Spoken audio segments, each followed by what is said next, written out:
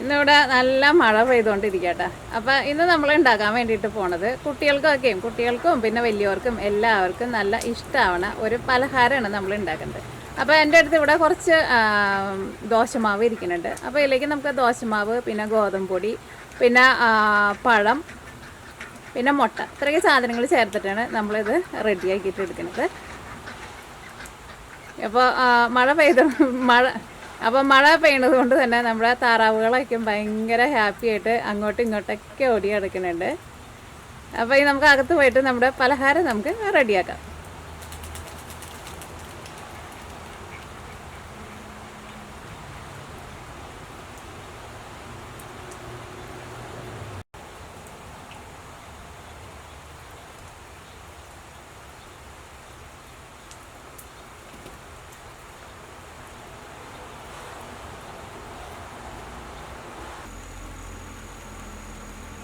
അപ്പോൾ ഇത് റെഡിയാക്കാൻ വേണ്ടിയിട്ട് നമുക്ക് ഒരു കപ്പ്, ഞാനിവിടെ 250 ml മെഷീൻ കപ്പിലാണ് എടുക്കുന്നത്. അല്ലെങ്കിൽ സാധാരണ നമ്മൾ ചായ കുടിക്കുന്ന ഗ്ലാസ്സിൽ അളവ് എടുത്താൽ മതി.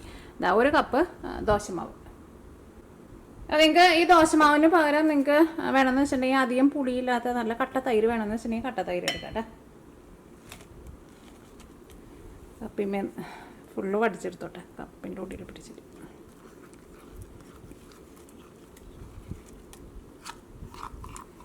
ഇത് ഞാൻ സാധാരണ ദോശ അല്ലെങ്കിൽ ഇഡ്ഡലിക്ക് ഞാൻ വീട്ടിൽ ഉണ്ടാക്കുമ്പോൾ ഒരു കപ്പ് അരി എടുക്കാമെന്ന് വെച്ചിട്ടുണ്ടെങ്കിൽ അതിൻ്റെ പകുതി ഉഴുന്നെടുക്കും. പിന്നെ ഒരു ഇച്ചിരി ഉലുവ, ഒരു നുള്ള്, അല്ലെങ്കിൽ അത് നമ്മൾ എടുക്കുന്ന അരിയുടെ അനുസരിച്ചിരിക്കും, ഒരു നുള്ളു അല്ലെങ്കിൽ 2 നുള്ളു ഉലുവ ചേർക്കും. ഒരു കപ്പ് അരിയാന്ന് വെച്ചിട്ടുണ്ടെങ്കിൽ ഒരു 2 ടേബിൾ സ്പൂൺ ചോറും കൂടിയിട്ട് ചേർത്തിട്ട് അരച്ചിട്ടാണ് ഞാൻ സാധാരണ ആ മാവ് വെച്ചിട്ടാണ് ഇഡ്ഡലിയും ദോശയും ഞാൻ ഉണ്ടാക്കാറുള്ളത്. ഇത് അങ്ങനെ ഉണ്ടാക്കിയെടുത്ത മാവാണ്. പിന്നെ അതിലേക്ക് വേണ്ടത് ഒന്നല്ലെങ്കിൽ മൈദപ്പൊടി എടുക്കുക, അല്ലെങ്കിൽ ഗോതമ്പ് പൊടി എടുക്കുക. അതും ഞാനിവിടെ 250 ml മെഷീൻ കപ്പിൽ ഒരു കപ്പാണ് എടുക്കുന്നത്. ഇതിലേക്ക് ഒരു മുട്ടയല്ല മുട്ട, പെട്ടെന്ന് പറയുമ്പോൾ അങ്ങനെയാണ്ട. പിന്നെ വേണ്ടത് ഇതാ നന്നായിട്ട് പഴുത്ത പഴമാണ് വേണ്ടത്. ഞാനിവിടെ റോബസ്റ്റോളാണ് എടുത്തേക്കുന്നത്, ഒരു പഴത്തിൻ്റെ പകുതി. അതിപ്പോൾ റോബസ്റ്റോളം തന്നെ വേണമെന്ന് നിർബന്ധമില്ല, ഏത് പഴമായിരുന്നാലും കുഴപ്പമില്ല. അപ്പോൾ ചെറുപഴമൊക്കെ എന്ന് വെച്ചിട്ടുണ്ടെങ്കിൽ അത് ആ പഴത്തിൻ്റെ വലിപ്പം അനുസരിച്ചിട്ട് നിങ്ങൾ ചേർക്കാം. കാരണം ഒരുപാട് പഴം ചേർക്കണ്ട, ഇത്രയ്ക്ക് പഴം. മമ്മിക്ക് കൂടുന്നുണ്ട് അവള്.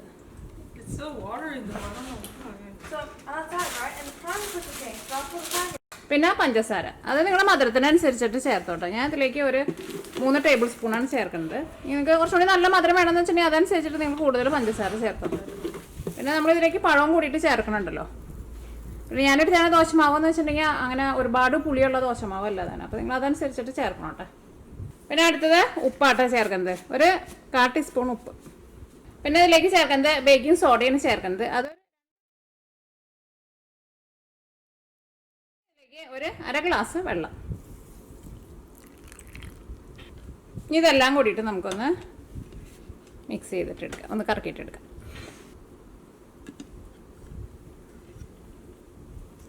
അപ്പോൾ നമ്മൾ ഇത് കറക്കി എടുത്തിട്ടുണ്ട്. ഇത് കറക്കി എടുത്ത് കഴിയുമ്പോൾ നോക്കി ഇതേപോലെ ഇങ്ങനെ ഇരിക്കണം. അപ്പോൾ നിങ്ങൾ വെള്ളം ഒഴിക്കുമ്പോഴുണ്ടല്ലോ ഫസ്റ്റ് കുറച്ച് വെള്ളം ഒഴിക്കുക. കാരണം ചിലപ്പോൾ ഞാൻ എടുത്തിരുന്ന ദോശമാവ് കുറച്ച് തിക്കായിട്ടുള്ളതായിരുന്നു. ചിലപ്പോൾ നമ്മൾ എടുക്കുമ്പോൾ കുറച്ചും കൂടി ലൂസാക്കിയാന്ന് വെച്ചിട്ടുണ്ടെങ്കിൽ അതനുസരിച്ചിട്ട് ആ ചേർക്കണ വെള്ളത്തിൽ വ്യത്യാസം വരും കേട്ടോ. ഫസ്റ്റ് കുറച്ച് വെള്ളം ഒഴിച്ചിട്ട് ഒന്ന് മിക്സ് ചെയ്യുക. അത് കഴിഞ്ഞിട്ട് പിന്നെ വേണമെന്ന് വെച്ചിട്ടുണ്ടെങ്കിൽ അതനുസരിച്ചിട്ട് വെള്ളം ചേർത്താൽ മതി. ഇതേപോലെ ഇങ്ങനെ ഇരിക്കണം, ഭയങ്കര വെള്ളം പോലെ ഇരിക്കരുത് കേട്ടോ.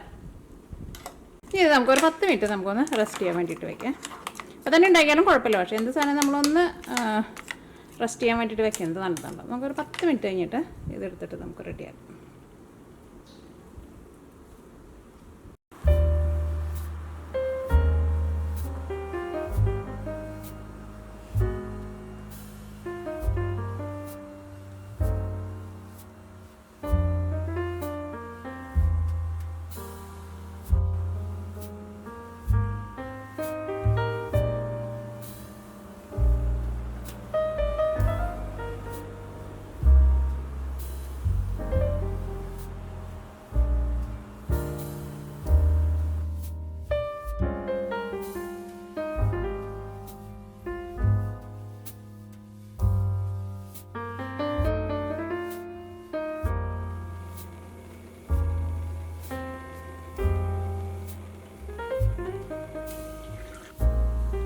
അപ്പോൾ നമ്മുടെ ഫ്രൈ ചെയ്തെടുക്കാനുള്ള ഓയിൽ നന്നായിട്ട് ചൂടായിട്ടുണ്ട്. ഇതിലേക്ക് നമ്മൾ മാവ് റെഡിയാക്കിയിട്ട് വെച്ചിട്ടില്ലേ, അത് ഒന്നല്ലെങ്കിൽ നിങ്ങൾക്ക് സ്പൂണും കൊണ്ട് കുറേശ്ശെ നമ്മളിങ്ങനെ കൊരി ഒഴിച്ചിട്ട് റെഡിയാക്കിയിട്ട് എടുക്കില്ല, അങ്ങനെ വേണമെന്ന് വെച്ചിട്ടുണ്ടെങ്കിൽ അങ്ങനെ എടുക്കുക.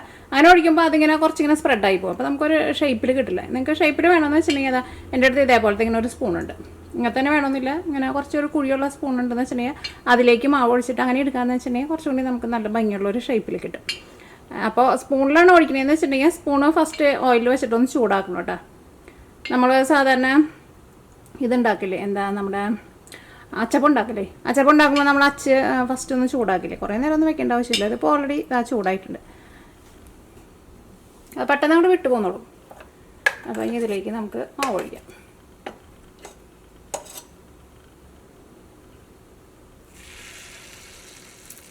മാവ് ഒഴിക്കുമ്പോൾ ഒരു മുക്കാൽ ഭാഗം ഒഴിച്ചാൽ മതി, എന്നിട്ട് ഇത് ഓയിലിൽ മുക്കാം.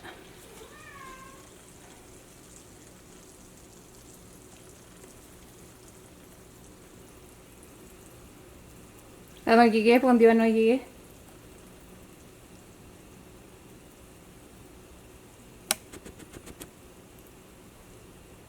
ഒരുപാട് കൂട്ടി വയ്ക്കരുത് കേട്ടോ, അപ്പോൾ അത് കളർ മാറും. എന്നിട്ട് ഇതിങ്ങനെ ഒന്ന് റെഡി ആക്കി കഴിയുമ്പോൾ സ്പൂണൊന്ന് കമത്തി കൊടുത്താൽ മതി, അപ്പോൾ അതുകൊണ്ട് വിട്ടു പോകുന്നുള്ളൂ. എങ്ങാനും വിട്ടു പോകാനില്ല എന്ന് വെച്ചിട്ടുണ്ടെങ്കിൽ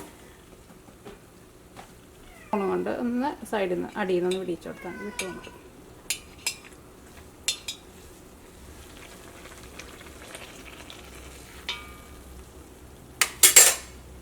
തീ ഒരുപാട് കൂട്ടി വയ്ക്കരുത് കേട്ടോ, കാരണം തീ കുറേ കൂട്ടി വെച്ചിട്ടുണ്ടെന്ന് വെച്ചിട്ടുണ്ടെങ്കിൽ ഇതിൻ്റെ ഉൾഭാഗം നമുക്ക് വെന്ത് കിട്ടില്ല. കാരണം ഇത് ഭയങ്കര സോഫ്റ്റായിട്ട് ഇരിക്കണേ, പെട്ടെന്ന് ഇതിൻ്റെ പുറം ഭാഗം നമുക്ക് കണ്ട് കളർ മാറി കിട്ടും, പക്ഷേ ഉൾഭാഗം നമുക്ക് റെഡി ആയി കിട്ടില്ല. അത് നമുക്ക് അടുത്തതും ഇതേപോലെ തന്നെ കോരി ഒഴിക്കാം. അപ്പോൾ നമ്മുടെ ആദ്യം ഇട്ടത് റെഡി ആയിട്ടുണ്ട്. ഓയിൽ എടുക്കട്ടെ. നമ്മുടെ ഓയിൽ തിളക്കണ നോക്കിക്കേ, വളരെ ചെറിയ തീയിൽ കിടന്നിട്ട് നമ്മുടെ ഓയിൽ തിളക്കണേ, കാരണം തീ ഒരുപാട് കൂട്ടി വയ്ക്കരുത്. ഇത് നോക്കിയപ്പോൾ നമുക്ക് നല്ലൊരു ബണ്ണിൻ്റെ ഒരു ഷേപ്പിൽ നമുക്ക് കിട്ടിയിട്ടുണ്ട്. അപ്പോൾ അതിന് വേണ്ടിയിട്ട് നമ്മളിങ്ങനെ ചെയ്യുന്നത്. പിന്നെ വറുത്തെടുക്കുമ്പോഴായിരുന്നാലും ഒരുപാട് ഓയിലൊന്നും കുടിക്കൊന്നുമില്ല കേട്ടോ. നോക്കിക്കേ, ഇപ്പോൾ നമ്മളൊരു 4-5 നമ്മൾ ഉണ്ടാക്കി കഴിഞ്ഞപ്പോൾ അത് പിന്നെ ഓട്ടോമാറ്റിക്കായിട്ട് അത് നമ്മുടെ സ്പൂണിൽ നിന്ന് വിട്ടു പോകുന്നുള്ളൂ.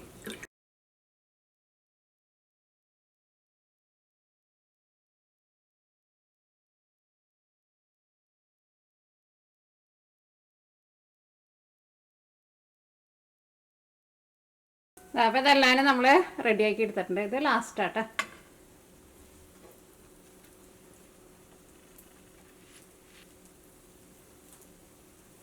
ഇനി നമുക്ക് ഇതിൻ്റെ ഉള്ളിൽ വയ്ക്കാനുള്ള ഒരു ഫില്ലിങ് നമുക്ക് റെഡിയാക്കാം.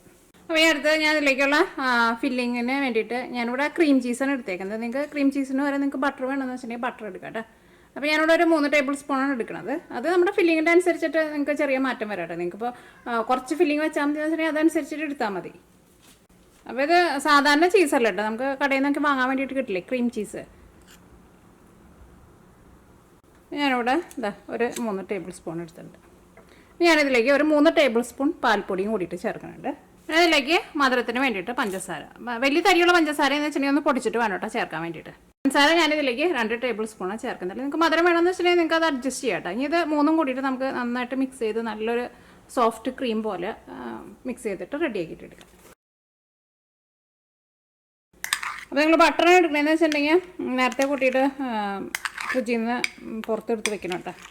കാരണം റൂം ടെമ്പറേച്ചറിൽ ഇരുന്നാലേ ബട്ടർ നല്ല സോഫ്റ്റായിട്ട് കിട്ടുള്ളൂ. ഇനി നമുക്ക് ഇതിൽ നിന്ന് ഓരോന്ന് എടുത്തിട്ട് അത് നോക്കിക്കേ, ഇത് സോഫ്റ്റായിട്ട് ഇരിക്കണേന്നറിയോ, ശരിക്കും നമ്മുടെ ബന്നിൻ്റെ പോലെയാണ് ഇരിക്കുന്നത്. ഇനി നമുക്കിത് ഇങ്ങനെ ഒന്ന് കട്ട് ചെയ്യാം. നമുക്ക്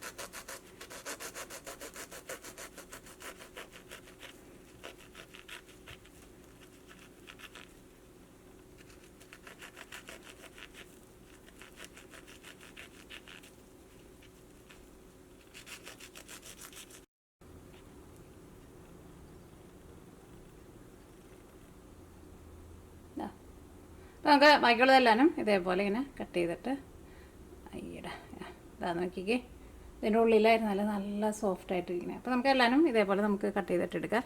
പ്രത്യേകം ശ്രദ്ധിക്കുക, തീ ഒരുപാട് കൂട്ടി വെച്ചിട്ട് റെഡിയാക്കിയിട്ട് എടുക്കരുത്. അപ്പോൾ നമ്മൾ കട്ട് ചെയ്യുമ്പോൾ ചിലപ്പോൾ ഉള്ളിൽ വെന്തിട്ടുണ്ടാവില്ല കേട്ടോ. ഉള്ളിലൊക്കെ നോക്കിക്കേ എന്ത് സോഫ്റ്റായിട്ടായിരിക്കും നോക്കിക്കേ.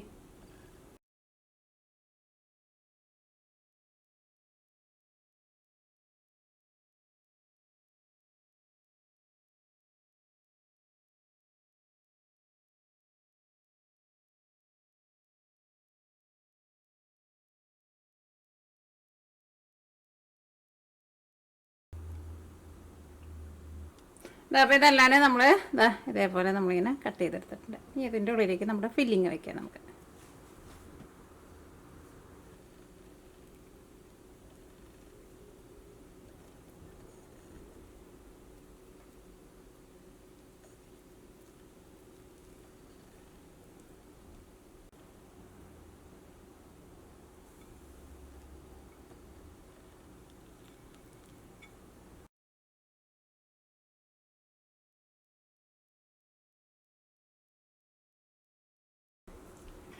അത് നോക്കിക്കേ, ഇപ്പോൾ ഇതെല്ലാവരും നമ്മൾ ഫില്ലിംഗ് ഒക്കെ വെച്ചിട്ട് റെഡി ആയിട്ടുണ്ട്. അപ്പോൾ ഞാൻ എടുത്തിരുന്ന ഫില്ലിങ് ഇത് എല്ലാത്തിനും തികഞ്ഞില്ല കേട്ടോ, ഒരു 3 തികഞ്ഞില്ല. അപ്പോൾ നിങ്ങൾ അതനുസരിച്ചിട്ട് ഫസ്റ്റ് നിങ്ങൾ കുറച്ചിങ്ങനെ ഫില്ലിംഗ് ഉണ്ടാക്കാതെ കഴിഞ്ഞിട്ട് പിന്നെ തികഞ്ഞില്ല എന്ന് വെച്ചിട്ടുണ്ടെങ്കിൽ അതനുസരിച്ചിട്ട് ഉണ്ടാക്കിയാൽ മതി.